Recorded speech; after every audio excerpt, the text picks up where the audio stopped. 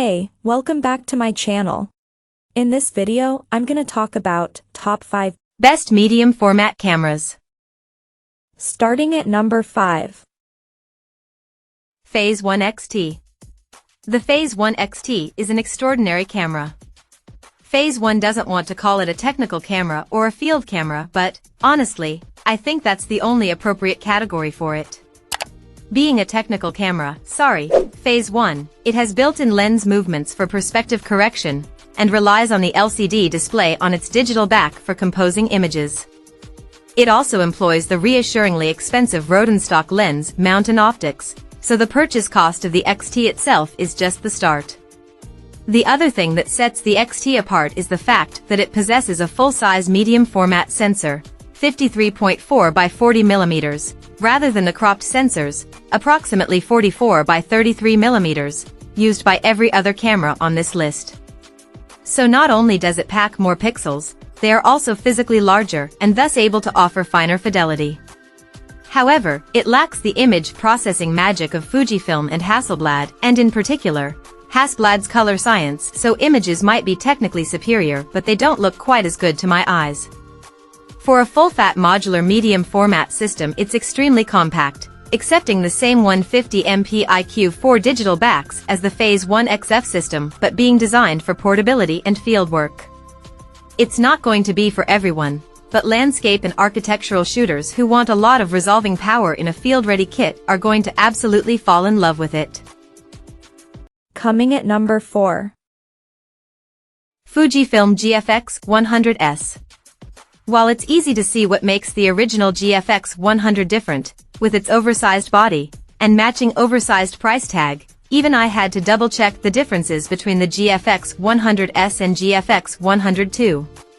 In short, they're very similar in terms of performance, so similar that I think most people would actually be better served buying the 100S. It's a cheaper body, which will leave you money to buy the lenses that will make much more difference to your photographs. If it was my money, it's what I would do. There are, of course, differences that should be noted. The 100S only shoots 4K, compared to the 102's 8K, stabilization is rated at 6 stops, versus 8 on the 102, burst shooting tops out at 5 ps, instead of 8 frames per second, the viewfinder is 3.69 million dots, as opposed to 9.44 million, and the AF system is a little less advanced. Honestly, though, aside from video, which I barely shoot on medium format anyway, I don't notice any of those things in practice when I actually shoot with the GFX 100S. So unless you really need 8K and the more intelligent autofocus, I would advise going with this camera and put the extra cash towards some glass. At number 3. Hasselblad 907X. While I think this is the best-looking camera ever made, it's not a camera for everybody. Most photographers will be better served with the X2D 100C, which features the same sensor and image processor in a conventional mirrorless camera body, complete with all the associated advantages such as in-body image stabilization. However, for a certain kind of photographer, the 907X and CFV 100C combo is simply unbeatable. The 907X body is essentially there to enable the CFV 100C digital back to use modern XCD lenses. However, the back can also be mounted to legacy Hasselblad V bodies, such as the iconic 500C, to bring them back to life, and it can be mounted to any camera that accepts V plates, such as field and technical cameras, turning any of these systems into a 100 MP powerhouse. Since it lacks any in-body image stabilization, suffers pretty severe rolling shutter, and lacks an integrated viewfinder, this is intended as a tripod-based camera rather than a handheld shooter. So if you're someone who shoots on sticks and prefers shooting on a waist-level screen, emulating old waist-level finders, and wants the ability to adapt other camera systems, this will be your dream setup. Number 2 of my list.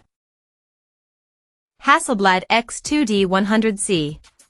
If you're looking for ultimate photographic quality, look no further. The Hasselblad X2D is the definitive still imaging machine. Thanks to the stunning 100 MP image sensor and Hasselblad's exceptional natural color solution technology, simply put, I have never seen images as stunning come straight out of any other camera. Photos are gallery ready, directly out of the X2D. Employing hybrid phase detect autofocus, Hasselblad's latest mirrorless marvel has the fast and robust AF system it deserves, and it also boasts a stunning 7 stops of in-body image stabilization, which is just wild for a medium format camera, making this a truly hand-holdable device that can shoot whatever, wherever. In addition to a 5.76 million dot viewfinder, which enables you to see every ounce of detail in your 100MP shots, the camera supports CF Express B cards but also boasts 1 TB of internal storage. No more scrambling around for cards. The asterisk is that the X2D does not shoot video in any way, shape, or form. Honestly, though, nobody buys a medium format camera to vlog with, so this should be the farthest thing from your mind. I do wish it had an articulating screen, though. And number 1. Fujifilm GFX 100. Refining a formula that has worked exceptionally well for Fujifilm, the GFX 102 continues to bring medium format to the masses by packing a big sensor into a comparatively small body.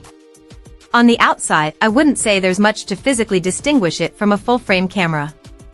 On the inside it's a different story, though, with a 102MP BSI 43.8 by 32.9mm medium format sensor running the show.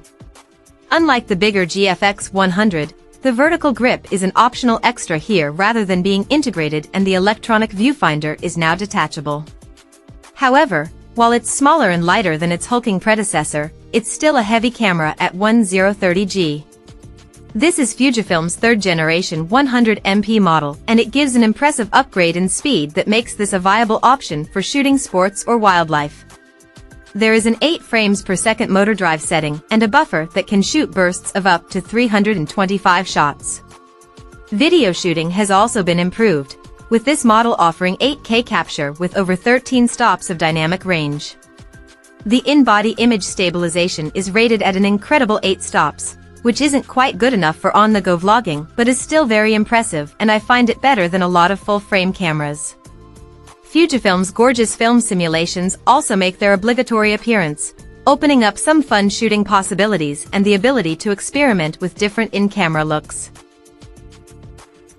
Check out this video description for latest price and more informations. Thank you for watching this video. Please subscribe and stay tuned.